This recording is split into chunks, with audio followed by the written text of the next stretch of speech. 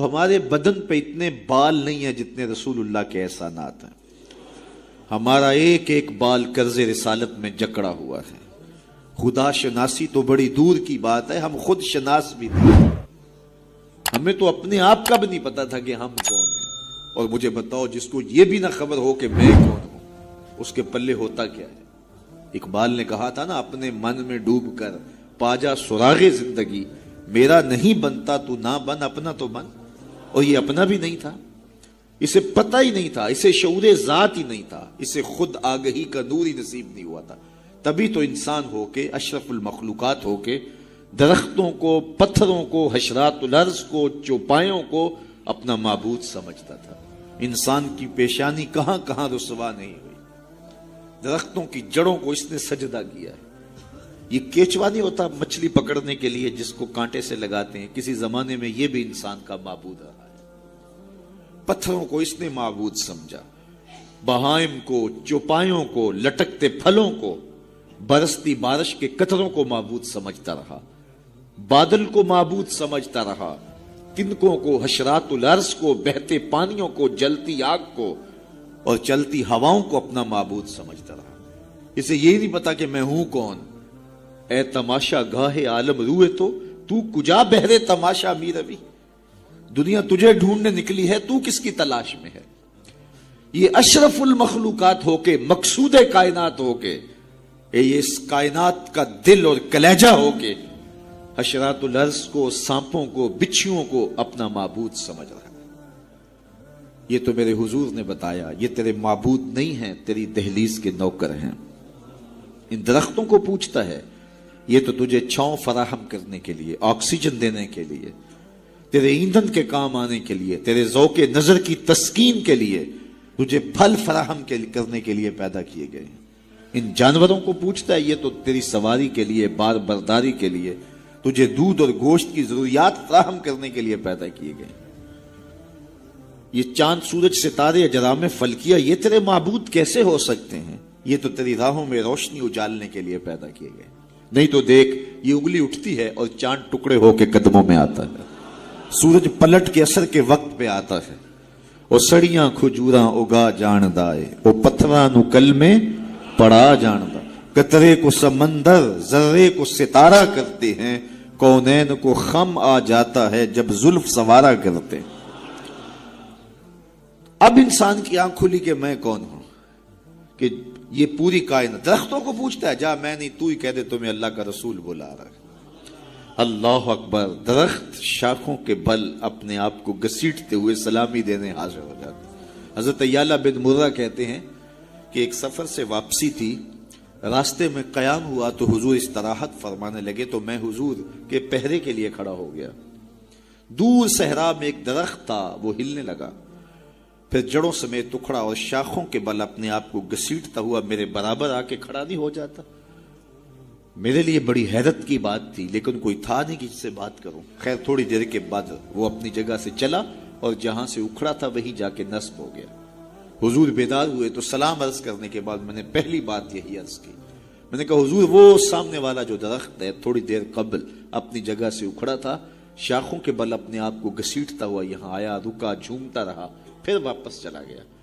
حضور نے حیرت کا اظہار نہیں کیا، میں تو سویا تھا، تفصیل سناؤ، کوئی آندھی آئی، کوئی جھکڑ آیا، کوئی طوفان آیا، کیسے اکھڑا؟ حضور مسکرا دیے اور فرمایا، ھذہ شجرۃ استاذنت ربھا، فرمایا یہ درخت ہے، اس نے رب سے اجازت مانگی تھی، مالک تیرا محبوب نیڑے آیا ہے، سلام نہ کر رہا ہوں، فاذن لھا، تو رب نے اس کو اجازت دے دی تھی، یہ مجھے سلامی پیش کرنے آیا تھا۔ تو پوری کائنات تو ان کے حسن کا طواف کرتی دکھائی دیتی ہے۔ وہ انگلی اٹھاتے ہیں، چاند کے ٹکڑے ہوتے ہیں، سورج پلٹ کے اثر کے وقت پہ آتا ہے، درخت کلمہ پڑھ رہے ہیں، کنکر بول کے گواہیاں دے رہے ہیں۔ اب انسان کی آنکھ کھلی کہ میں جن کو معبود سمجھتا تھا، یہ تو ہمارے گرد طواف کر رہے ہیں۔ اب اس کی آنکھ کھلی، اب شعور سنبھلا، اور اب وہ سمجھنے لگا کہ میں کون ہوں، اپنی حیثیت سے اب آگاہ ہوا۔ اللہ اکبر! بے خبر تو جوہر آئینہ ایام ہے، تو زمانے میں خدا کا آخری پیغام ہے۔ اسے اب اپنی ذات کا شعور ہونے لگا۔ خود سے ملاقات ہی تب ہوئی جب حضور تشریف لائے۔ تو راز کن فقاں ہے، اپنی آنکھوں پر آیا ہو جا، خودی کا رازداں ہو جا، خدا کا ترجمہ ہو جا، خودی میں ڈوب جا غافل، یہ سر زندگانی ہے، نکل کر حلقہ شام و سحر سے جاویداں ہو جا، مسافے زندگی میں سیرت فولاد پیدا کر، شبستان محبت میں حریر و پر نیا ہو جا، گزر جا بن کے سیلے تند رو کو ہو بیاباں سے، گلستان راہ میں آئے تو چلے نغمہ خاں ہو جا، تیرے علم و محبت کی نہیں ہے انتہا کوئی، نہیں ہے تجھ سے بڑھ کر ساز فطرت میں نوا کوئی، اسے اب پتہ چلا اپنی ذات کی شناخت اب ہوئی، اللہ اکبر، کانپتا ہے دل تیرا اندیشہ طوفان سے کیا، ناخدا تو، بحر تو، کشتی بھی تو، ساحل بھی تو، دیکھ آ کر کوچائے چاکے گریباں میں کبھی، کیس تو، لیلا بھی تو، صحرا بھی تو، محمل بھی تو، وائے ناکامی کہ تو محتاج ساکی ہو گیا، میں بھی تو، مینا بھی تو، مستی بھی تو، حاصل بھی تو، آہ کس کی جستجو آوارہ رکھتی ہے تجھے، راہ تو، رہ رو بھی تو، رہبر بھی تو، منزل بھی تو، بے خبر تو جوہر آئینہ ایام ہے، تو زمانے میں خدا کا آخری پیغام ہے۔ تو اب انسان کو اپنی ذات کا شعور ہوا، خدا شناسی تو بڑی دور کی بات ہے، میں کہتے ہیں انسان کی اپنی ملاقات اپنے آپ سے تب ہوئی جب حضور آئے، خودی کا شعور تب ملا جب حضور آئے، من سے آگہی تب ہوئی جب حضور آئے۔ تو اگر وہ تشریف فرما نہ ہوتے، خدا شناسی تو بڑی منزل ہے، انسان خود شناس بھی نہ ہوتا، اپنے ذات سے بھی آگاہ نہ ہوتا، انسان ہو کے انسانوں کے گلے چیر رہا تھا، سکا باپ اپنی بیٹی زندہ درگور کر کے فخر کرتا تھا کہ میں نے اپنی آبرو بچا لی، مائیں دنیا کی منڈیوں میں بکتی تھیں، باپ کی توقیر کوئی نہیں تھی، اور یہ تو میرے حضور آئے جنہوں نے آ کے بتایا کہ بیٹی عزت کی جگہ پر ہے۔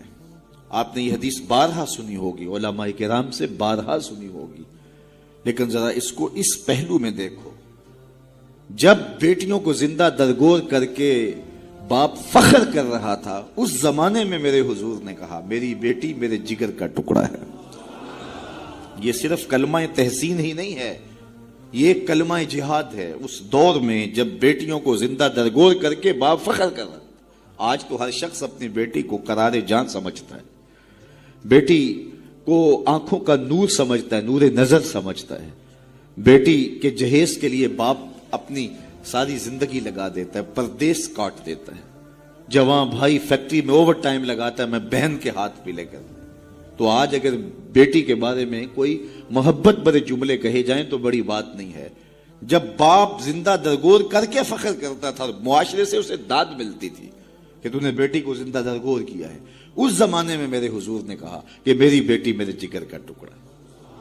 اللہ اکبر، کیسی تبدیلی آئی۔ ایک موقع آیا، فرمایا کہ جو دو بیٹیاں یا دو بہنیں ان کی اچھی تربیت کرے اور ان کو پروان چڑھائے اور ان کی اللہ کی رضا کے لیے شادی کر دے تو قیامت کے دن میرے ساتھ اس طرح قریب ہوگا جس طرح یہ دو انگلیاں قریب ہیں۔ تو مجلس میں موجود ایک صاحب اٹھے، کہا حضور اگر کسی کی دو بیٹیاں نہ ہوں تو ذرا اس کے پیچھے جھانکنے کی کوشش کیجئے، کہاں بیٹیاں زندہ درگور ہوتی تھیں اور کہاں ایک بیٹی والا سوچ رہا ہے کاش کہ میری بھی دو بیٹیاں ہوتی اور میں یہ احساس پاتا۔